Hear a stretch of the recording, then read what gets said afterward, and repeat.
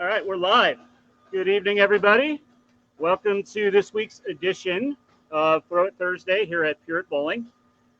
A couple of things for the feed as everybody is hopping on here. Tonight, we are bowling on a 45-foot pattern with about 28 mils of oil. Again, wood surface using ice. If you look off to our far right, don't mind our appearance right now. We're undergoing another major renovation here, starting with the right side of the house, and then we'll finish it up over here on 1 through 4. So tonight I brought myself, Darren Zombro III, otherwise known as DJ, is here. He's actually drilled one of these up as well. And then I invited 2 players off of my Pro Shop staff here. One being first timer here on the feed, and he's going to get up here and throw a shot. So we're going to introduce you to Jason Jeffries. Jason Jeffries, accomplished player, comes about an hour away from us down towards the Coatesville, Limerick type area, kind of bowls out of those areas there.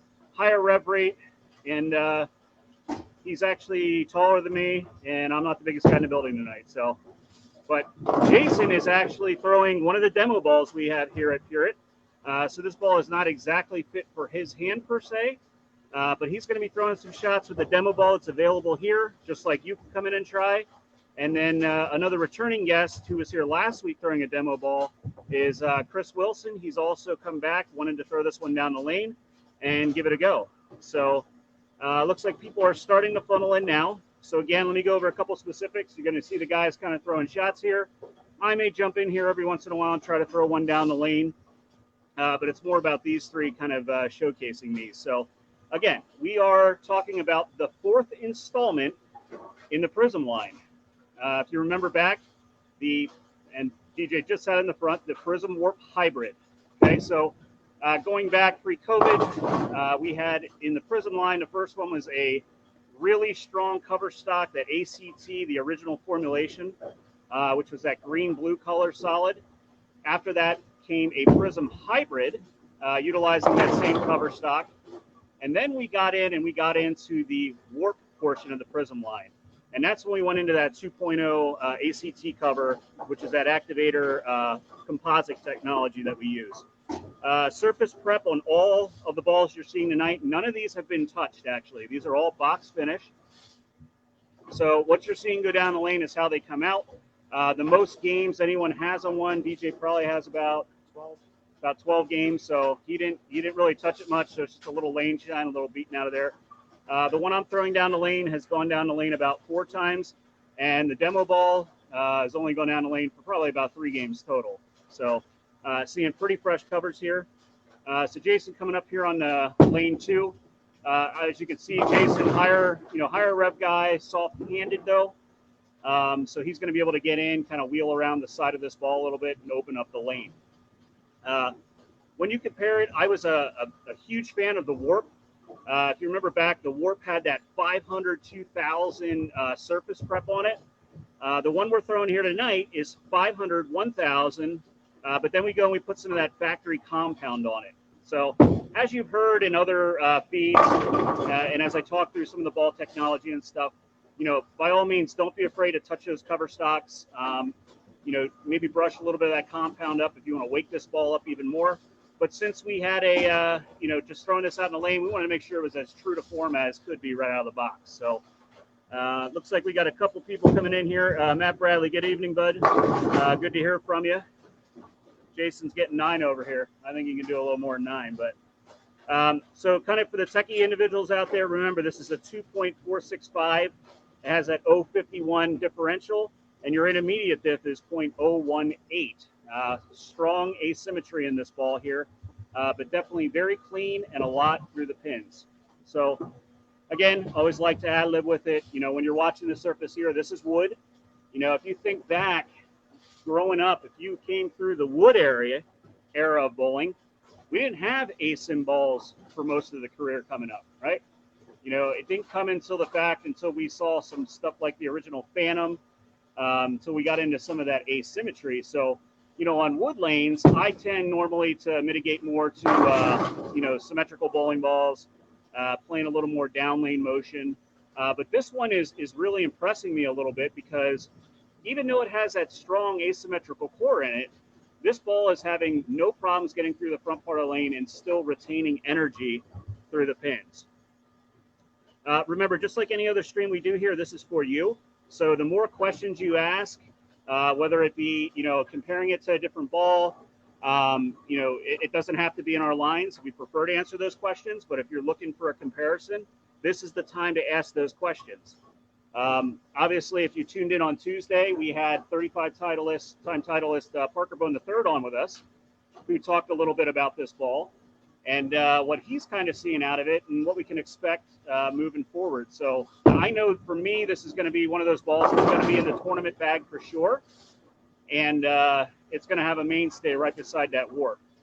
A couple more coming in here. Rick Rule, good evening. How you doing, Rick? Hope you're doing well. Hope you're, I think you bowled Travel League last night, so hopefully you had a good session there.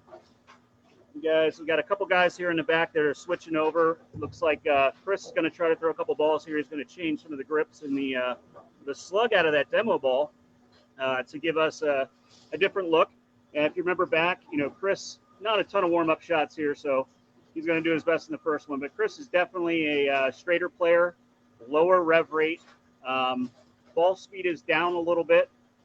But this ball, if he throws it well, you're going to see can easily get through the front. And like I said, Chris didn't throw any shots, so we're not going to hold him accountable for that.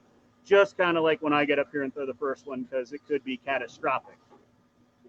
But, all right, gang, fire away those questions. We really want to hear what you have to say, what you're kind of questioning, what it's up against. And, we're here to answer anything that you have.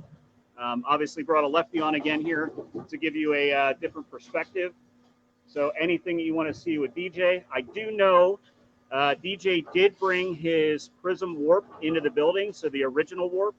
So he could kind of throw a comparison for you. So I'm going to have him throw the original, which, if you remember, the original with that surface prep doesn't have that factory compound on it.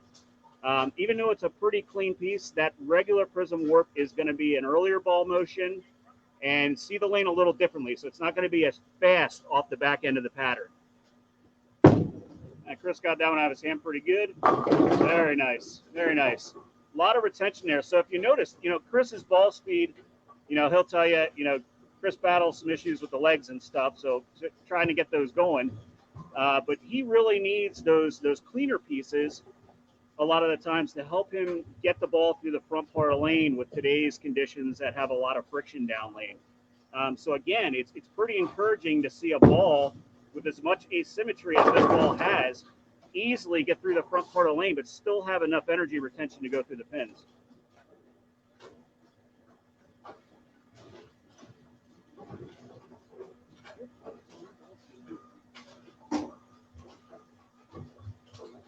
Katrina Rose, good evening. How we doing? Hope we're doing well up there. Looks like we got about 23 or 25 people on right now. Fire those questions away. I'm going to go up here and attempt to throw a shot here. I haven't thrown a shot in about 10 minutes, so this could be bad, but let's see what we can do here. I'm definitely on the wood here with this ball. I'm definitely going to have my angle shut down a little bit. Can't really open them wide open here. I'm a little too speed dominant to really open the lane at this point.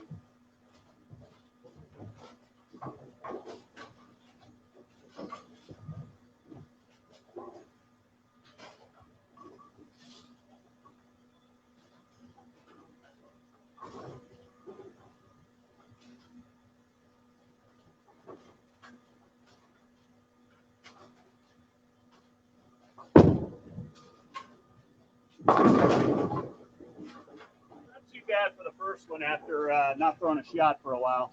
Little grabby on the bottom on that one. Mike Hess has logged in. Mike, hope you're doing well. I know you've been through a ton of recovery as well.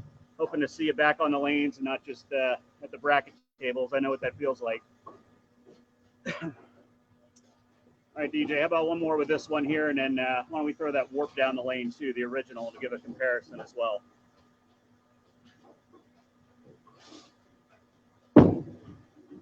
Pretty good. Wow. Thing looked really, really good through the pins there. One of the most impressive things, remember, These bowling balls, just like the Warp, have that dot technology, so you can drill anywhere, not having to worry about, you know, drilling into a pin or having to stay an inch away to make sure you don't lose that warranty. And it also has the dynamic core. And remember, that dynamic core is really helping with energy distribution through the pins. Wow, and another really good one for Chris there. So if you're watching out there, did you really see that ball had no issues at all getting through the front part of the lane here, even on this 70-year-old wood, right? But it still had plenty of motor left to get it through the pins. All right, so DJ is going to come up here on the right lane. I asked him to switch over to the original Warp, and we're going to kind of watch as he's throwing this, to watch the front to back movement of this ball. That's where you're going to see the difference. Got that a little wide. See the difference in the shape of that ball, though? That ball saw the lane a lot earlier, wasn't as sharp off of the spot, whereas you saw the sharpness of that Warp and the Warp Hybrid. And the Warp Hybrid, the last shot he threw there from just inside of that mark, really exited that pin deck to the 9-pin, as he's a left-hander. That's what we're looking for, folks. We want to create entry angle to maximize our striking percentage. That's what's going to take our scores through the roof, right? Nothing worse than going to league, feeling like you have control of the pocket, but it's an old night of corner pins or 4 pins, or feeling like you're kind of in that in-between. That's why we talk so much about having the proper ball in your hand, the proper surface prep, and going and talking to your pro shop operator to make sure you're getting the right ball put in your hands. Another really, really good shot there. So what's the initial thoughts out there, Facebook land? We got a whole bunch of people that have been in and out of here, a lot of loves, a lot of hearts. We love seeing that kind of stuff. What are your initial thoughts here, seeing this one go down the lane? I mean, hopefully you're as excited as I am, you know, seeing, you know, just another amazing shape that's coming from the Brunswick brand. Correct, Mike Hess? Yeah, ball definitely goes to the pins really well. I couldn't agree more. You know, Jason, I know here is kind of inching. He's going to inch a little bit to the left here. And again, there's a lot of volume in the middle part of the lane here. You know, just because we need to preserve and make sure that the heads don't burn up quick on us. And he'll probably soften this up just a little bit more and see if this thing still has enough motor to get around the corner.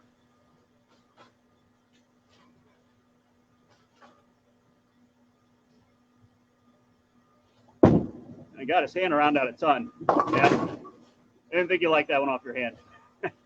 You could see Jason step up and out of that one there. Wasn't a fan of that shot. All right, I'm going to throw another shot here, because I feel like if I don't, my 42-year-old body's going to cripple up here, and then if somebody asks me to throw a shot, it's going to be catastrophic. All right, I mean, for anybody that's watching, if you can't see from the back end of it here, you know, I'm lining up my feet somewhere around like 22, 23-ish. For me, that's basically sliding into about 26. And, you know, we're just trying to give the ball, you know, a little momentum, a little room down lane. So I'm picking a spot right around like 8, 9, a little right of that.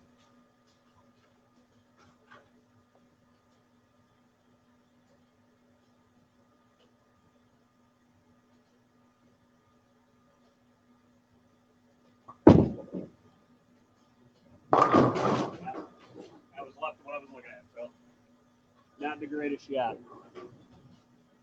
Matt Bradley, thanks guys. What's going on, Jim Weber? Take hand out and play the gutter. I can do that. I did that last week for you, Mark. Missed a couple comments while I was up there, but yes, this is an ASIM. If you scroll up, I missed a few comments here. I want to make sure I don't miss you. Missed it. You say this ball is an ASIM. Yeah, it's an ASIM, Matt. 051 diff with 018 intermediate diff, so a strong asymmetric. Jim Weber, I will see you tomorrow, my friend. I know, Jim, you're planning on coming in for a lesson tomorrow. Get you on the lanes here. Mark wants to see some hand taken out of the ball. I will do my best here, buddy. I tried. Carrie isn't here, so Chris is here, and he's still asking questions. So he's saying, I'm a huge fan of the Savage Life. How much bigger of a motor is this compared to the Savage Life with them being ASIM? They're pretty, I mean, as far as the dynamics of the ball, the Savage Life cover was probably actually even a little cleaner than this ball is. Asymmetry on it, pretty much the same. So pretty good comparison, but you're not apples to apples. Much different core shape in that Savage Life based on where the core is in the ball. But you can combat that, Chris, with some layouts. If you want that core sitting a little lower in the ball, basically do that with layouts with your up and down measurements and or that back angle. Get that core sitting in there differently and get that mass kicked out towards your valve a little more. Comparison to the Melee Blood, Mike, way different balls. Melee Blood, you will get to see go down the lane. I believe in 2 weeks we have that slated to be the ball of the week. Next week, I will tell you, we're going to be doing the Ebonite Arrow, which you're going to see us being, that's a big old ball. Really good shot there. The Blood Red, just to kind of fill you in on that, Mike Hess, the Blood Red is actually what we'll call almost a complete remake of the Melee Jab SE, the purple one that came out, I guess, probably about 1.5 years ago, almost 2 years.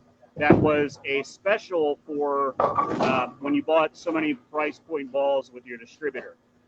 With the success of it, not everybody being able to get that ball, they essentially decided, hey, this ball was awesome. People really wanted it. We need to get this thing back out in the market. So that Jab is going to be very close to that SE. For me personally, mine out of box versus the purple one was a little more of a matte finish, not quite as shiny. But it's pretty close with overall strength. I personally have the red one, probably a little earlier for me, and just as good through the pins. Out of box finisher, do you hit something with the surface? Yeah, Cass, if you're just jumping on, these are all box surface. I didn't hit it with anything, just mainly because I really wanted to see, even for myself, not being able to throw this ball very much, how it kind of combats the older wood surface here with the ice oil, which is very thick, and seeing how asymmetry works out, in this building. If you bowled in our building here, everybody should know, it is not easy to strike here, right? We have, we have, older flat gutters here, the kick panels down lane, we're going to be replacing those in the near future here. It's a hard carrying building. And the nuances from lane to lane with topography it's amazing. So it's so much fun to bowl here and kind of rack your brain trying to figure out, when you're moving from not just pair to pair, but lane to lane. If I go over and I throw a shot on one, let me tell you, one is the tightest lane in the building in front of the head bin. It's pretty tough. Nice, thanks. Melee line has looked impressive, and these prisms are right there too. Yeah, I couldn't agree more, Mike. For Mark, I will try my best to get my hand up the back of it a little more and move right. I haven't thrown a lot of shots, so I'm not promising anything, but we'll see if we can trap one up here to the right, maybe roll up the back of it a little more. Definitely not my A game, but I'll try.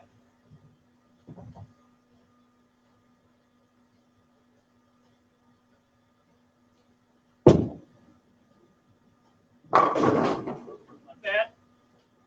That's my best impersonation of Carrie ever. Wasn't bad. Mark, you better say something nice about that. That wasn't too bad for an old man who doesn't like to play that way very often. So many good questions that are coming through here. Love it. Cassie said, great shot to Jason. Yeah, Jason's making this demo ball look pretty good, huh?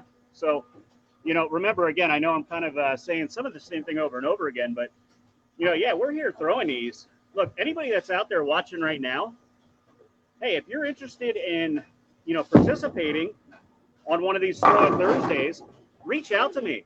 We have demo balls here. Come in. I'll get you in the grips and the slug that match your hand the best, and you can throw it down the lane with us on a Throw It Thursday.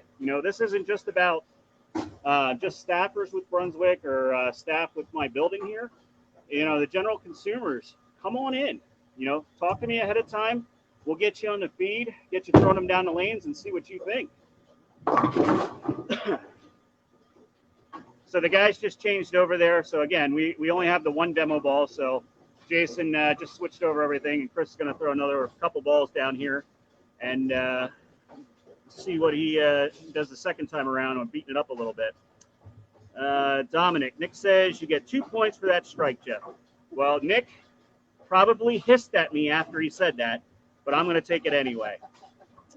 Jeff was pretty proud of that for his first attempt out there. Jim Weber is interested. By all means, Jim, and if you're in tomorrow, let's talk about it, man. Let's get you, let's get you in here one of these Thursday nights. We're doing one of these, and you can bowl along with us and throw it down the lane.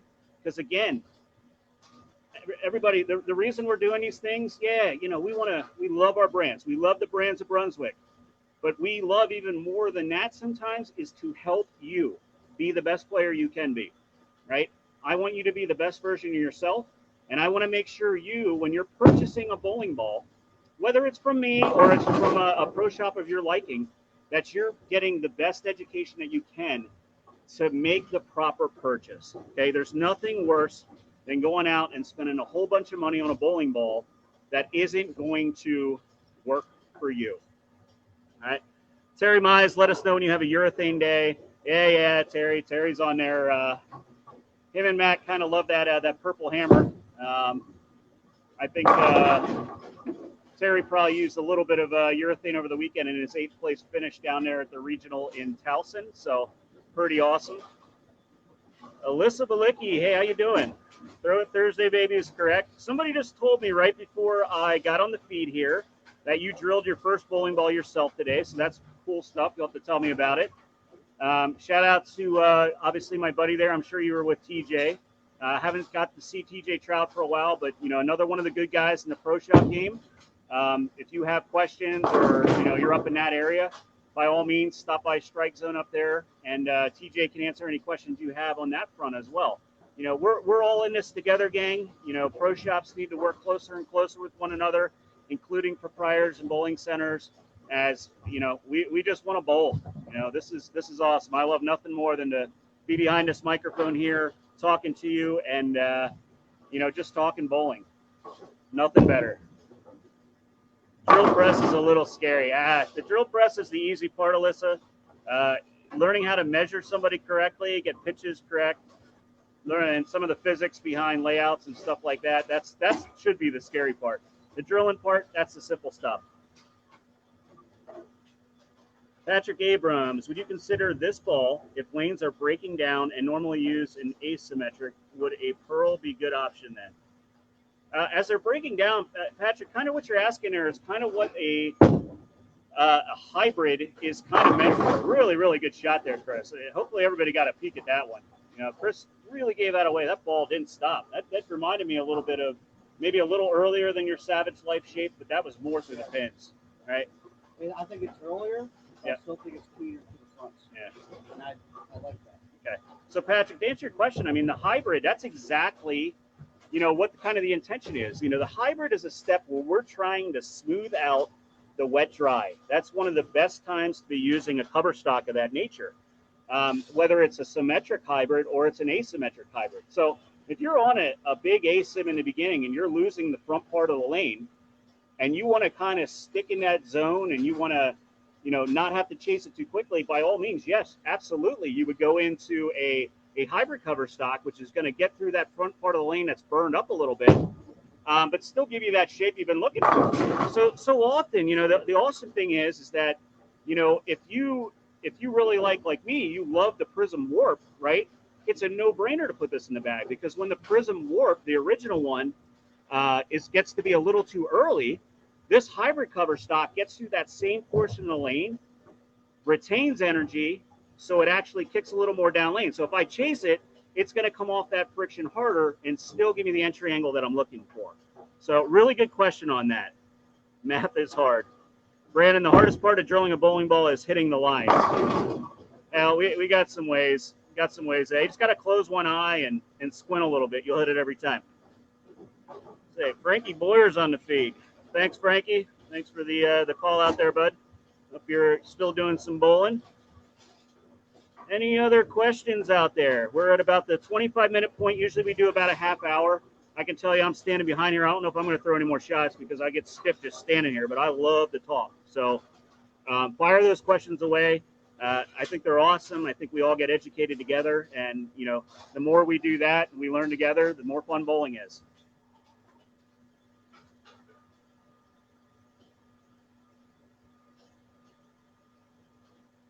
Where's that where is that troll Mark at? I don't think Mark said anything about the comment when he had me throw it up the lane. I'm shocked. Yeah, that's weird. This might be the first broadcast ever that Mouse has not jumped on at from Las Vegas. So either he's working or still asleep. Yeah, here, Chris. Oh, this might hurt a little bit. I'll try.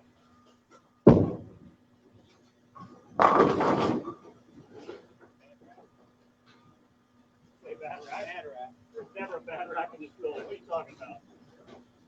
Except for every rack on me, too.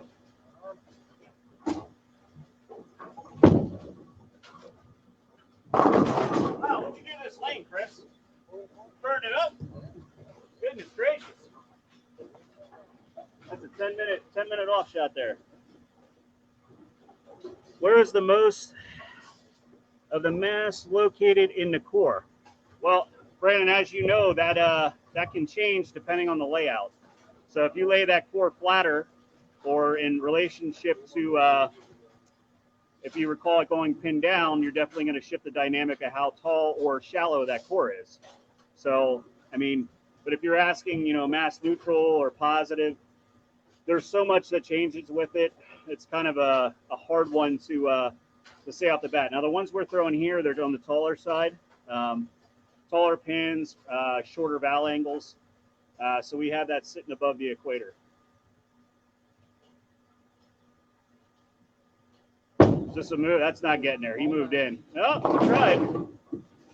How many was that with your feet, Chris? 5. 5 left with his feet there. Just trying to see where the threshold of the ball is. Obviously, again, like I said, we, put a little bit of extra juice on the lanes just because of the fact that, again, we're bowling on 75-year-old wood.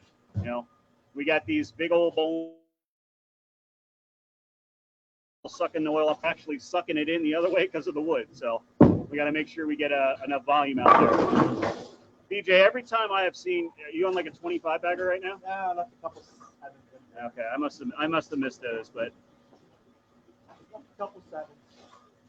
not just myself, but others want to see that. Brandon, let me see if I can get the core up on my screen here quickly. I don't know how easily I can do that. Just to show you what the core of the prism line looks like. Might be easier if I just hold it in front for you. Technology, I'm pretty decent with, but try to pull it up for you real quick.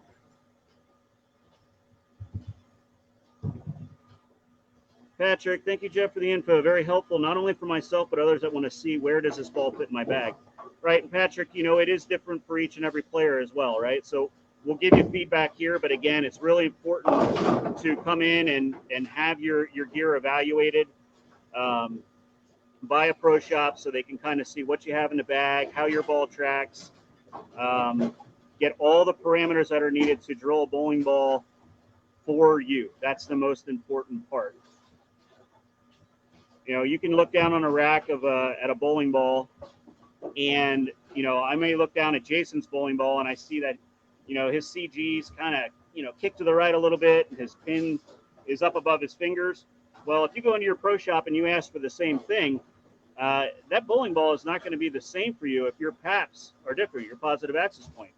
That comes into play, and if you do that same thing and drill it identical, you're going to end up having a ball that flares differently because the pin to PAP for you is way different than what Jason has. So Brandon, I'm going to put this in the front here. You can see this is a pretty neutral core. It's a little taller on the top. I don't know if that's going to come through. All right, I'm doing this the cheater way, but you can see the core in the Prism Hybrid. You can see it's pretty neutral for the most part. Top's a little taller, but I would call that matched neutral, if you will, pre-drilling. All right, a couple more here, gang, and then we're going to wrap it up for the night. Anything else you want to see? Any other questions we can answer for you? Fire them away now. Otherwise, we'll get 1 or 2 more shots here, and we'll cut the feed off for the night. I take a little bit of time here. I will tell you that I was on that drill press nonstop before this feed, and I'm going to go right back on it when we leave here. So it's It's a good problem. We love all the customers popping in here. How good is that ball for Jeffries? Now, Jason, I'm going to put you on the spot here. Jason, you've thrown. Let's throw it out there, because we're going to talk openly here. Jason's one of the guys. He wanted to try some different shapes, if you will. And Jason has thrown a lot of Storm and Rotogrip products, and hasn't really had a much of a Brunswick or a branded ball or anything along those lines in the bag for a long time. So, what do you like? What do you see so far? So what I get in trouble with on the big ASIMs, the question is it going to hook early, but is it going to continue for the pins? This ball certainly does that with enthusiasm. So it gets going. Actually, this is kind of a special ball because it's a big ASIM, but it's clean and it goes through the pins. So it's kind of it would be a house shot color for me for sure. Right, and it's pretty good thing to point out there. It's a big ball, but it's pretty versatile for what it is, and pretty impressive to see that the core dynamics being that strong, how a bowling ball can still retain enough energy to exit that pin deck correctly instead of just burning up at our toes. Right, nothing worse than having a ball reaction where it hits the lane. It's like it's a sponge and it's instant hook. And maybe it hits the pins, but the ball's got nothing left when it hits the pins. It doesn't exit the deck correctly. This ball, watch this. You see where that ball exited a deck? That thing exited a deck and ran.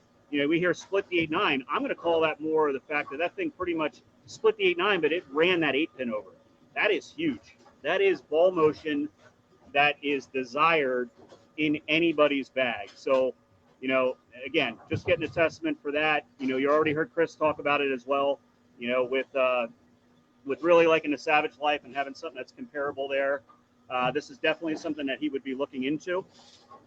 A couple more here. So the questions are coming. I'm not going to cut you off. I'll be looking for a couple new additions to the bag. We'll have to discuss. Yep, we'll discuss it, Terry. We want to make sure, again, it's right for you. Brandon, with my speed and revs match, I really like the hybrid cover stocks. Brandon, I really agree with that testament. I would say that, comparably, your rev rate is probably a tick. I'm going to say your rev rate is probably a tick lower overall than mine. Your ball speed is probably a little higher than mine at this point. And I'm a huge fan of the hybrid cover stocks as well because of how they blend that wet dry out. I know we did it last week, but I'll tell you again, gang, I threw that Hammer Web 4 hybrid again in league this week, and we had a right lane that was pretty tight in front of the head pin. And then we had a left lane that was one of those nights where it felt like they didn't oil the left lane. We searched and searched, but the ball that looked the best for me was the hybrid cover stock because even when I went left, that ball still didn't try to read the front too much and smooth that mid lane out as much as it could. And I was playing some big angles. That's got to be good. Look at that.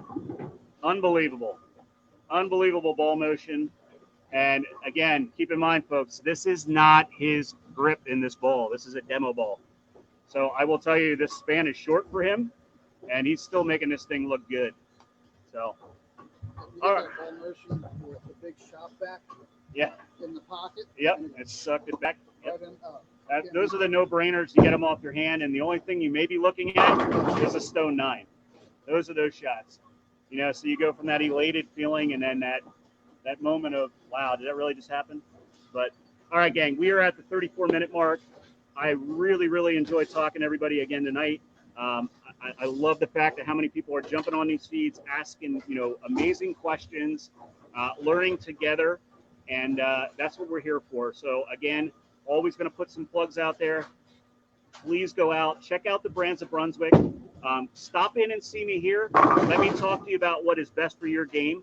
Hey, if you're from far away and you're not in the area to come see us at Pureit, by all means, go in and talk to your pro shop operator about what might be a good fit for you. And if they have any questions, feel free to have them reach out to me, right? We want to make sure that, we're educating each other, and that's what I'm here for. I'm here to help educate. All right. Again, as always, support bowling. I hope to see a bunch of you out at tournaments this weekend. I know there's a lot in Eastern PA here, and hoping to shoe up beside you. I know, I believe, Colony North has a tournament this weekend. ABC West has a tournament. Chaco's has one. Berks and Dutch. One of our staffers here at the building, Ryan Graham, we roast him pretty good all the time, but Ryan's running an 8-game marathon at 222 Dutch on Saturday. And then Sunday, there's a bunch of different tournaments. Kip Bowers is running one at Berks. I know West is a doubles tournament up there, and Chaco's, I believe, is an over-under. So there's a lot of options out there, gang. Get out to the lanes, support those proprietors, go bowling. All right, go bowling. All right, thanks for your time, folks. Had a great time, and we'll see you next time. Stay tuned to next week, where we will do the Ebonite Arrow, and you don't want to miss the Talk About It Tuesday, because we're going to have some more special guests. Bye now.